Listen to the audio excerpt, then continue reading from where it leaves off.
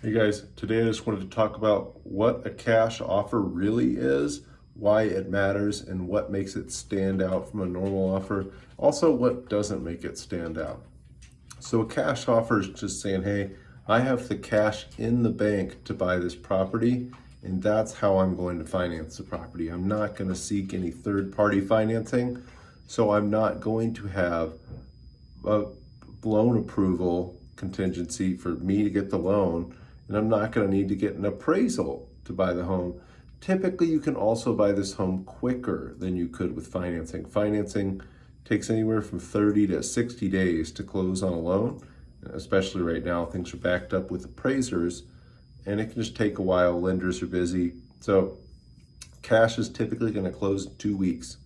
It's a lot faster. It closes with no contingencies. So what we mean by no contingencies when relating to cash offers is no contingencies around the financing. That doesn't mean that you can't have an option period, fully inspect the property, make sure it's up to snuff. I recommend doing that. And a lot of people with cash offers will buy them like they're going to finance them. So they will have a 30-day closing period, and they're going to have an appraisal contingency in there too. That's a creative way to use a cash offer. It's still stronger than a financed offer, but right away you can refinance if that's something you desire to do. So there's some creative ways to use cash to your advantages. That obviously looks stronger to the seller than a typical financed offer, but it's not going to look as strong to the seller as something that has no appraisal contingency. So that's a big issue we're dealing with right now is low or especially slow appraisals.